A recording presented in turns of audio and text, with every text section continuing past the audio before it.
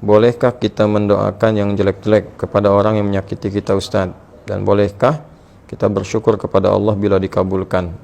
Terima kasih sebelumnya. Apa yang mau didapat?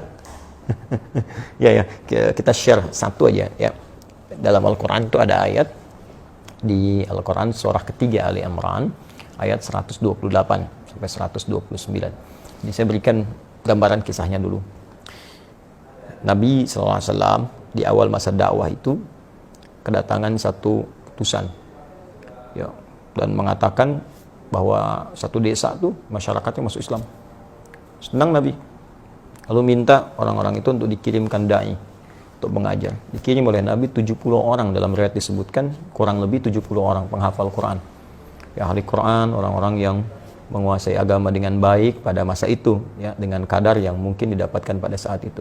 Dikirimkan secara singkat ketika sampai di sebuah distrik namanya Bi'ur Ma'unah ya, tiba-tiba ternyata orang-orang itu dianiaya, bahkan kemudian dieksekusi. Nah, Nabi mendapat kabar dari malaikat sedang menunaikan sholat. Ada beberapa versi riwayatnya, ada yang menyebutkan sedang sholat subuh, ada yang menyebutkan riwayatnya sebelum ruku, ada yang setelah ruku saat i'tidal, ada yang menyebutkan juga di sholat yang lain ya. Intinya informasi itu sampai kepada Nabi, dan Nabi mendoakan, ya Allahumma la'an kita, Allahumma azibhum, ya Allah tolong laknat Bani Fulan ya, kemudian tolong hukum mereka dan seterusnya. Itu berlangsung selama sebulan. Nah, doanya terasa keras ya, tolong hukum Bani Fulan, tolong hukum mereka, tolong laknat mereka. Apa yang terjadi? Kemudian Allah turunkan Al-Quran surah ketiga Ali Imran ayat 128. Ya laisa laka minal amri syai'un aw yatuba 'alaihim aw yu'adzibahum fa innahum zalimun. Ya Muhammad sallallahu alaihi wasallam, engkau tidak punya hak ya untuk bisa memutuskan seperkara terkait dengan hukuman ataupun memberi petunjuk pada seseorang yang dimaksudkan langsung menanamkan hidayah kepadanya, kecuali itu atas izin Allah Subhanahu wa taala. Nah, namun yang paling indah, Allah ingin memberikan sebuah arahan seperti ini. Ya, ini sifat maksum Nabi. Jadi ini bagian dari sifat maksum Nabi yang kalau di situ ada sesuatu yang kurang tepat, Allah luruskan. Berhak Nabi meminta. Ya, berhak Nabi meminta. Ya Allah, hukum si fulan, berikan hukuman setimpal, berhak. Tapi Allah berikan suatu arahan yang lain dengan hikmah tertentu.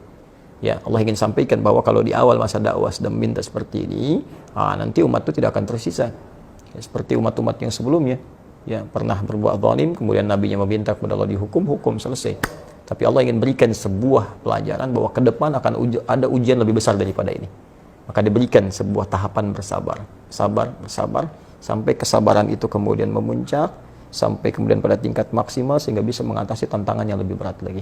Ya, karena kalau persoalan wafat, ajal juga sudah tiba, ya, sesuai dengan ajal. Hanya nanti tentunya ada balasan-balasan dari Allah. Ada yang karena tidak tahu, mungkin bisa dengan itu kemudian diberikan petunjuk untuk bertobat. Ada yang sengaja melakukan, Allah kirimkan kemudian hukuman, nanti akan turun kemudian hukuman-hukuman berikutnya. Bukan berarti pembuat kesalahan tidak kemudian diproses. Ya, bisa diproses dengan hukum yang berlaku, tapi ada mungkin golongan-golongan tertentu yang tidak tahu dan ikut-ikut di dalamnya. Bagaimana hukum seperti itu? Maka Allah turunkan tadi ayat, setelah ayat itu turun, maka Nabi merubah doanya. Perhatikan doanya. Allahumma hdini fi man hadait, wa afini fi man afait, wa tawallani fi man tawallait, wa barik li fi ma atait. Ya.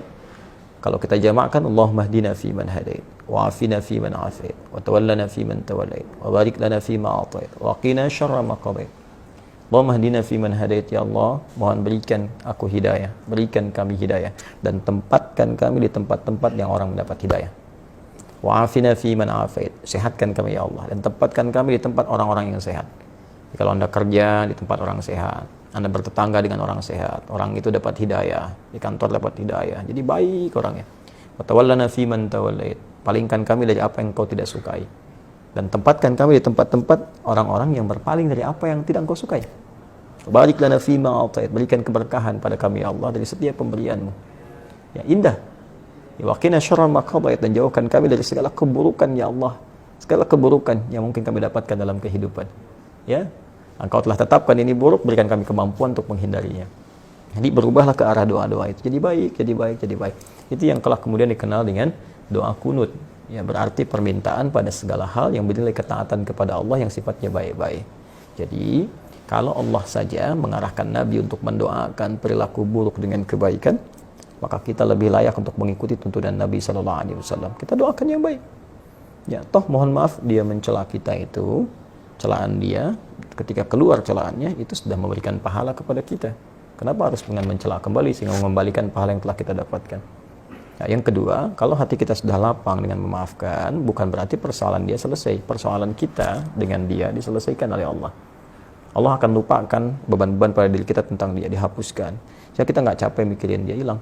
Tapi kalau dia belum minta maaf kepada kita, persoalan dia dengan kita belum selesai. Dan dia akan berhadapan dengan Allah di hari kiamat nanti. Jadi nggak ada ruginya, kita dapat pahala. Ya, yang kedua, transferan dari dia tadi, kemudian kita dilupakan oleh Allah tentang perkara dia. Yang ketiga, dia tetap punya urusan dengan Allah sampai dengan hari kiamat. Dan berita baiknya, jika Anda mampu melapangkan hati untuk memaafkan orang lain pada hal yang terkait dengan pribadi Anda dan tidak terkait dengan turunan hukum yang lain. Ya, turunan hukum maksudnya kalau utang, ya, kalau memaafkan itu bukan berarti utangnya lunas. Ya, tetap kita maafkan, misalnya berlaku kelirunya, utangnya tetap kemudian diselesaikan. Kecuali kalau Anda ingin bersedekah. Ya, atau orang misalnya melakukan tindakan kriminal yang dahsyat, kita maafkan. Ya, maaf, tapi kriminal itu tetap diproses untuk memberikan pembelajaran hukum. Kalau secara hukum itu harus diselesaikan. Nah, kalau Anda bisa lapangkan hati seperti ini, maka Allah janjikan di Quran surah ketiga Ali Imran ayat 133 sampai 134. Wasari'u ila maghfiratin min rabbikum wa jannatin 'arduha as-samawati wal ardu u'iddat lil muttaqin.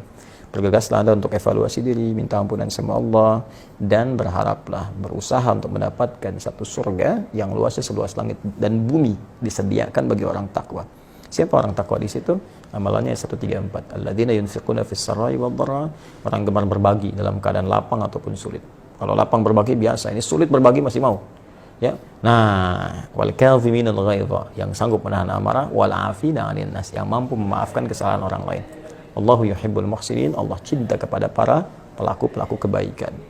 Barangkali Anda lulus ujian yang lain, ujian sholat bagus, zakat bagus, tapi Allah ingin menguji Anda dengan hadiah terbesar, yaitu surga seluas langit dan bumi. Dapatkan itu, dan disitulah kesempatannya.